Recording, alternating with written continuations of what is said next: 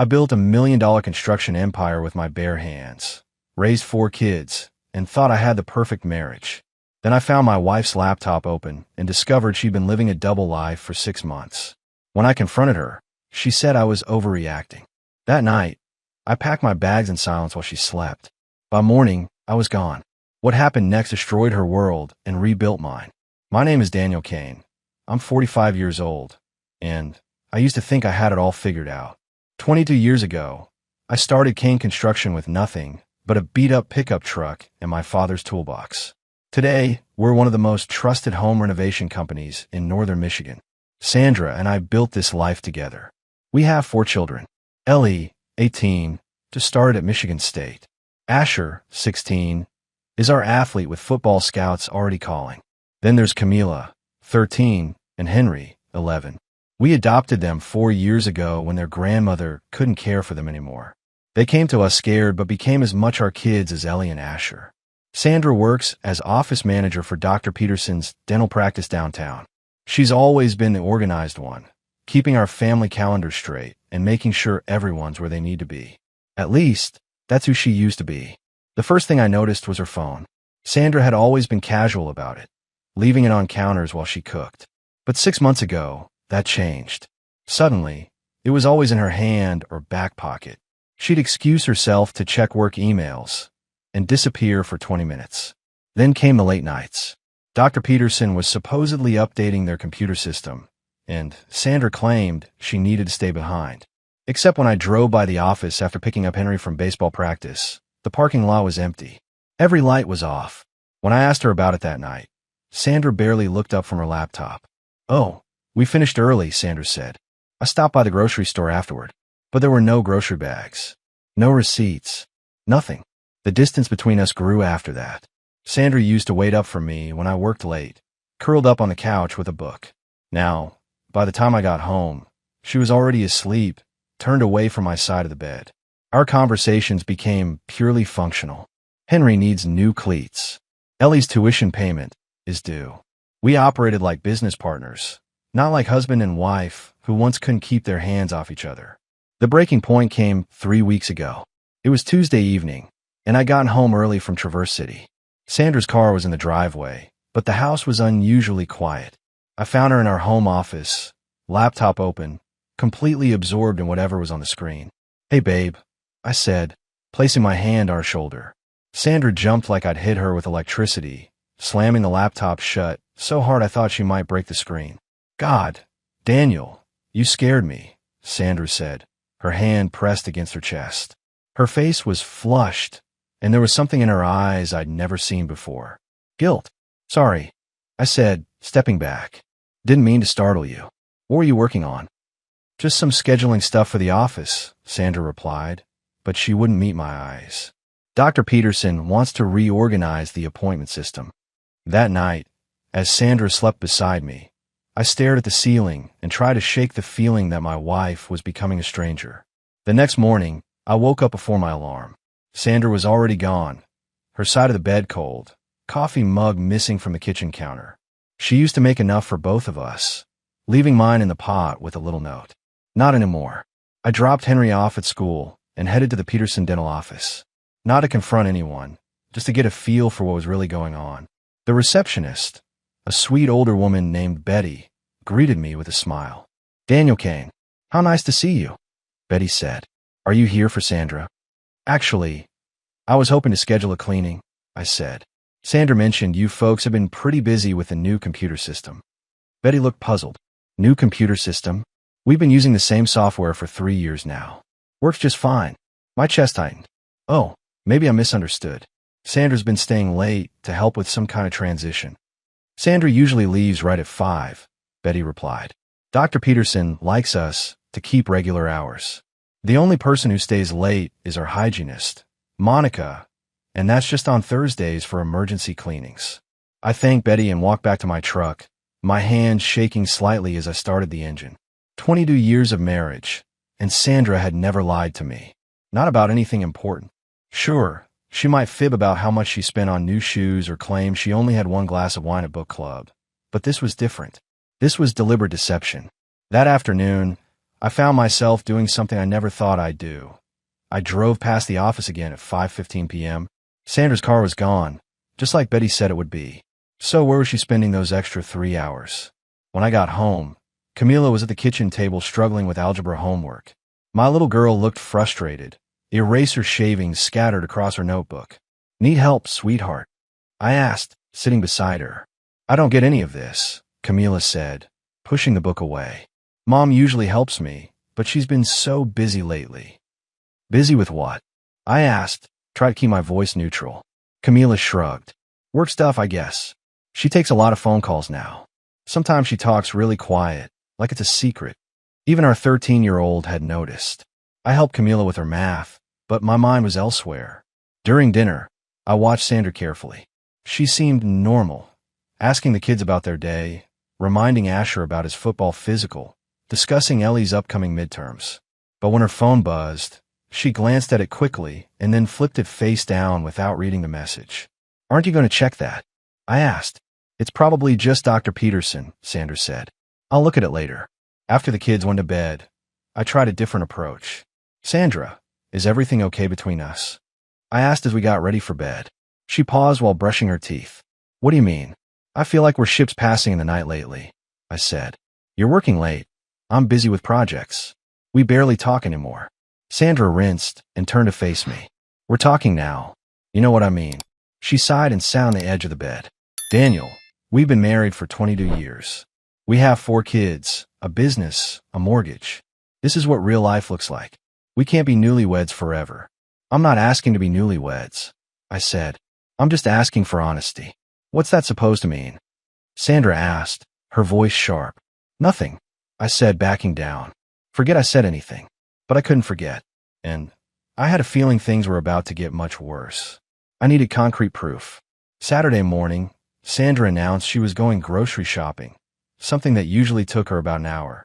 Keep an eye on Henry while I'm gone, Sandra called out. He's supposed to be cleaning his room, but you know how that goes. Sure thing, I replied, my heart pounding.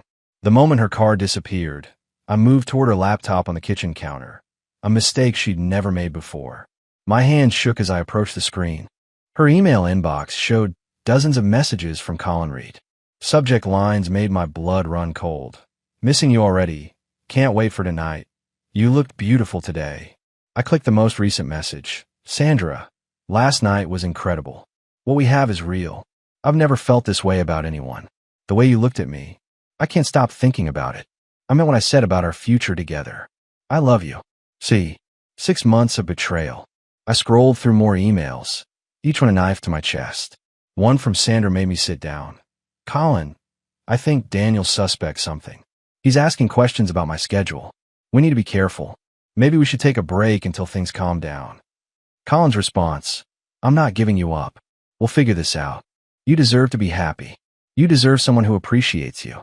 A car door slammed. I closed the laptop as Sandra walked in with grocery bags, humming like she hadn't a care in the world. How was shopping? I asked, voice surprisingly steady. Fine, Sandra replied without looking at me. They were out of Henry's cereal. He'll probably complain. I watched her put away groceries. This woman I'd loved for 22 years, mother of my children, and felt like I was staring at a stranger. That evening, after the kids were in bed, I couldn't wait any longer. Sandra, we need to talk about Colin Reed. Her face went white. She stared at me in shock, mind racing to calculate how much I knew. I don't know what you're talking about, Sandra said, but her voice lacked conviction.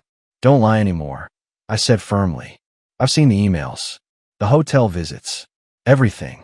Her facade crumbled. She buried her face in her hands, crying. It's not what you think, Sandra sobbed. It just happened. I never planned this. How long? 6 months, she whispered. 6 months of lies. When were you going to tell me? Sandra looked up with red eyes. You're overreacting, Daniel. It doesn't mean anything. I felt so alone. You're always working. Colin makes me feel alive again. I'm overreacting. I stared in disbelief. Yes, Sandra said, standing straighter. You're making this bigger than it is. This doesn't have to destroy our family. Even caught red-handed, she was minimizing her betrayal, making me the villain. That night, while Sandra slept peacefully, I made my decision. At 4:30 a.m., I quietly packed 2 duffel bags with clothes and documents. I left a note, staying at Vernon's. Kids can reach me on my cell. By morning, I was gone. Vernon's guest room smelled like coffee and sawdust. My brother made breakfast, pretending this was normal. You did the right thing, Vernon said, setting coffee before me. Dad always said a man knows when to walk away. My phone buzzed constantly. First denial from Sandra. This is ridiculous. Come home. Then anger. You're abandoning your family. Finally bargaining. I'll end it with Colin. We can get counseling. Too late. At noon, Ellie called. Dad, where are you? Mom's crying. Henry's confused. Camila won't leave her room. My heart broke. I'm an Uncle Vernon's sweetheart. Mom and I have problems, but this isn't about you kids. Are you getting divorced?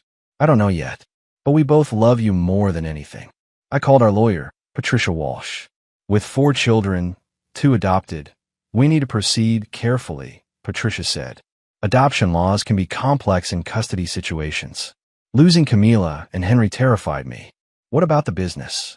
Since Sandra handles finances, she'll claim significant entitlement. We'll audit everything. That evening, Vernon convinced me to call Sandra. We need to discuss the kids, I said. Daniel, please come home, Sandra begged. This is tearing our family apart. The kids needed honesty from their mother. They didn't get it. I made a mistake. People make mistakes. I didn't walk out on my family, I said firmly. I walked away from a lie. Sandra hung up, but I felt clarity for the first time in months. 3 days into my stay at Vernon's, I realized I needed more than just emotional distance from Sandra. I needed hard evidence for what was coming next. Patricia Walsh had been clear, custody battles involving adopted children could get messy, and I needed every advantage possible. You planning to fight this thing properly? Vernon asked over morning coffee. Because if you are, you better get serious about documentation. He was right. I called a private investigator, Mike Torres, who specialized in marital cases. We met that afternoon at a diner outside town. Daniel, I've been doing this for 15 years, Mike said, sliding a contract across the table. Your wife's been sloppy. Hotel receipts, restaurant charges, credit card trails. If they've been meeting regularly, there's evidence. What about the business finances? I asked. She handles all our accounts. That's where things get interesting, Mike replied. If she's been using marital assets to fund this affair, that's financial misconduct. Courts don't look kindly on that, especially in custody cases. I signed a contract and handed him a retainer check. 2 days later, Mike called with preliminary findings. Your wife's been busy, he said. Hotel charges twice a week for 3 months. Always the same place, the Marriott downtown. Credit card shows expensive dinners, jewelry purchases at Tiffany's. None of this matches her dental office salary. My stomach dropped. She's been buying him gifts. Looks that way. There's more. She opened a separate bank account last month. Been transferring money from your business accounts regularly. That evening, Asher called. My 16-year-old son rarely showed emotion, but his voice was tight with anger. Dad, I found something, Asher said. Mom's been lying to all of us. I heard her on the phone with someone named Colin. She told him you were just being dramatic and that everything would blow over soon. Son, I appreciate you telling me, but don't. No, Dad, Asher interrupted. She's wrong. You're not being dramatic. She's the one who messed up our family. After hanging up, I sat in Vernon's living room, feeling both vindicated and heartbroken. Even my teenage son could see what Sandra refused to acknowledge, that her actions had consequences beyond her own selfish desires. The next morning, Patricia called with updates on legal strategy. Daniel, the evidence Mike's gathering is solid. Sandra's financial misconduct gives us leverage, especially regarding the children's college funds she's been accessing. College funds. My voice rose. She's been stealing from our kids' education money. It appears so. We're talking about nearly $40,000 over 6 months. That's going to play very poorly in family court. I realized then that Sandra's betrayal went deeper than just adultery. She'd been systematically dismantling our family's financial security to fund her affair. The woman I trusted with our children's futures had been gambling it all away for stolen moments with a younger man. That night, I made a decision. This wasn't just about my wounded pride anymore. This was about protecting my children from a mother who'd proven she'd sacrifice their well-being for her own selfish desires. The hardest part of this nightmare wasn't Sandra's betrayal. It was watching our children suffer for her choices. A week after leaving, I drove to the house to pick up Camila and Henry for their soccer games. Sandra had agreed to the visit, probably hoping it would make her look cooperative to any potential court proceedings. Henry ran to me the moment I pulled into the driveway, his 11-year-old face lighting up with relief. "Dad, are you coming home now?" he asked, wrapping his arms around my waist. "Not yet, buddy," I said, my heart breaking. "But I'm here for your game today." Camila emerged more slowly, her 13-year-old eyes holding a maturity that shouldn't exist at her age. She'd been through enough trauma before we adopted her, and now she was living through family destruction again. "Is this because of Mom's friend?" Camila asked quietly as we drove to the soccer field. I gripped the steering wheel tighter. "What do you mean, sweetheart?" "The man who calls her all the time." "Henry and I aren't stupid, Dad. We know something's wrong." At the soccer field, I sat in the bleachers feeling like every other parent was staring at me, the man whose wife was having an affair. But watching Henry score 2 goals and seeing Camila's team win their match reminded me what really mattered. These kids needed stability, and Sandra had shattered that. After the games, I took them for ice cream. Henry chattered about school and friends, trying to maintain normalcy. But Camila was quiet, picking at her sundae. "Dad, are you and Mom getting divorced?" she finally asked. "I don't know yet," I answered honestly. "But I need you to understand something important. Whatever happens between your mom and me, you and Henry are my children forever. The adoption papers don't change that, and nobody can take that away from us." Camila's eyes filled with tears. "Promise." "I promise." When I dropped them back at the house, Sandra was waiting on the porch. She looked tired, older somehow, like the weight of her lies was finally catching up to her. "How were the games?" Sandra asked, her voice carefully neutral. "Henry scored twice. Camila's team won." I replied, not getting out of the truck. "Daniel, we need to talk about the kids. They're confused, asking questions I don't know how to answer." "Maybe you should have thought about that before you started lying to them for 6 months, I said.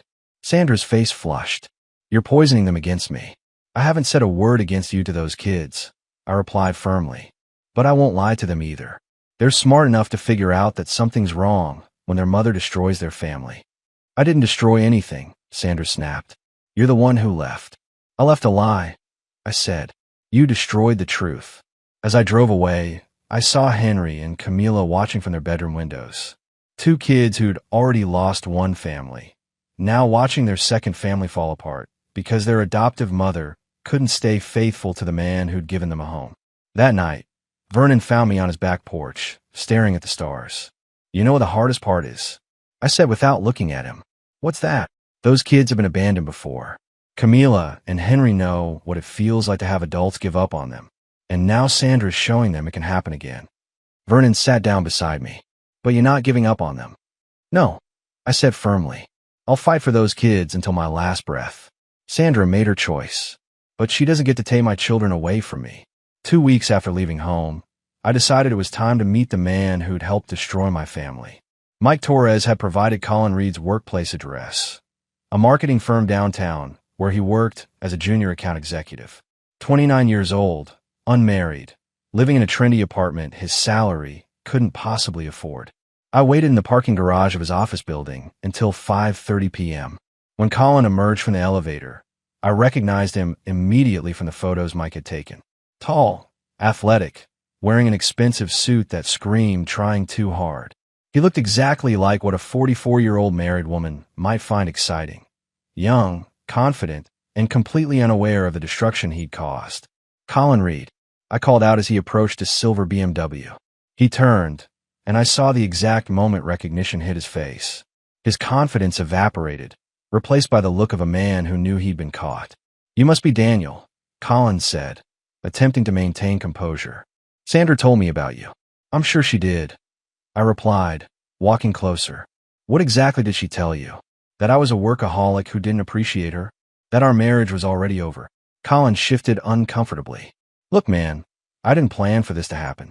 Sandra and I just connected, you know? Sometimes these things are bigger than—" "Stop," I said firmly. "You're 29 years old. You knew exactly what you were doing when you started pursuing a married woman with 4 children. She said you two were basically separated. Colin protested weakly. We were sleeping in the same bed every night until 2 weeks ago, I said. Does that sound separated to you?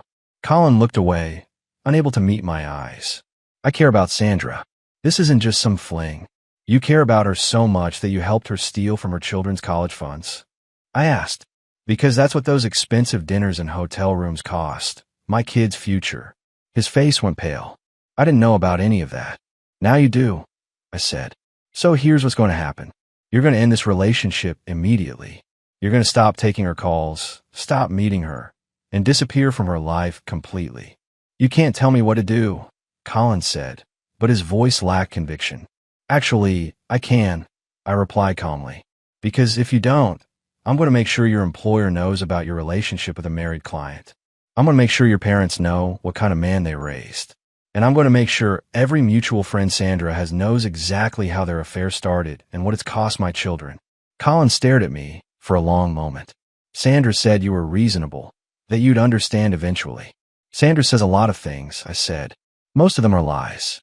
But here's the truth. You helped destroy a family. For kids are crying themselves to sleep because their mother chose you over them. That's your legacy, Colin. That's what you should be proud of. I turned to walk away, then stopped. Oh, and Colin, if you really care about Sandra, you'd want her to fix her relationship with her children instead of running away with someone young enough to be your son.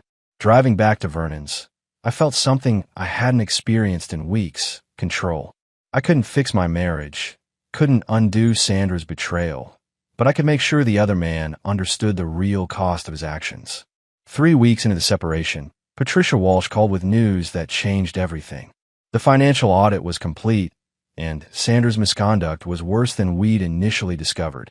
Daniel, she's been systematically draining your accounts for 8 months, not 6, Patricia said during our meeting. We're talking about nearly $70,000 in marital assets used to fund this affair. $70,000. I felt sick. That's more than Ellie's entire college fund. It gets worse. She's also been forging your signature on business loan applications. There are 3 separate loans totaling $45,000 that you supposedly co-signed but never saw. I stood up and walked to Patricia's office window, trying to process the magnitude of Sandra's betrayal. She's been stealing from me for months. The good news is this gives us tremendous leverage in custody proceedings, Patricia continued. No judge will award primary custody to someone who's been embezzling from their children's education funds. What about the business?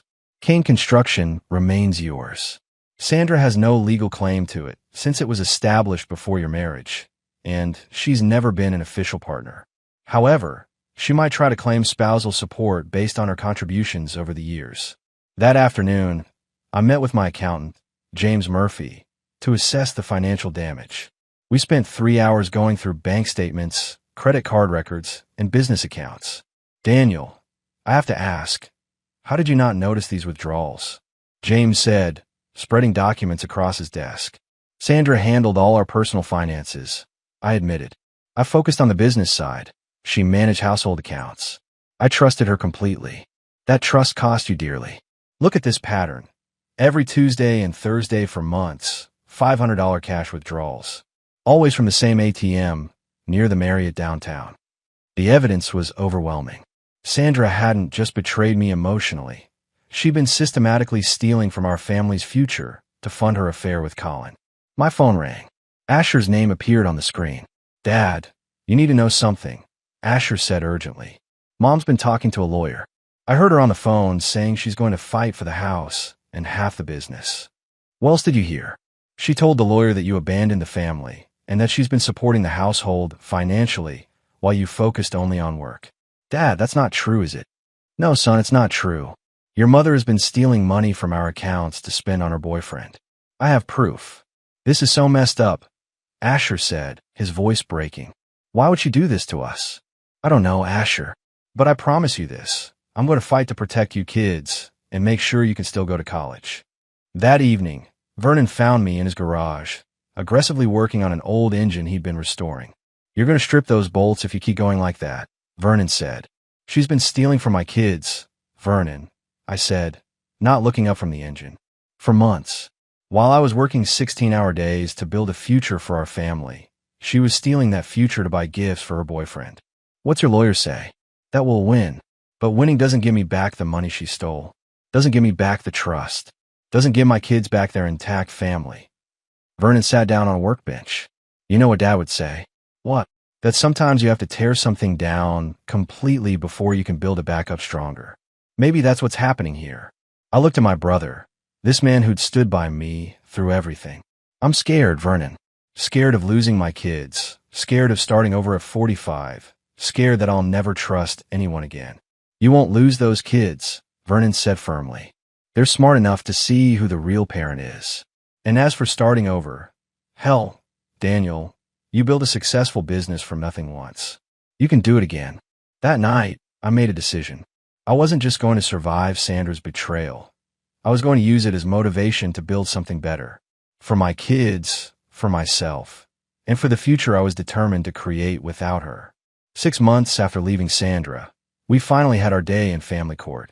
Judge Margaret Harrison presided over what would determine the custody of my children and the division of our assets. Sandra sat across the courtroom with her attorney, looking composed but pale. Patricia Walsh had prepared meticulously.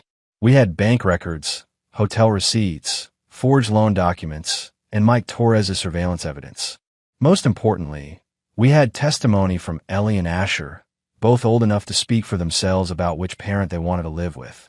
Your Honor, Patricia began, the evidence shows a pattern of financial misconduct spanning 8 months.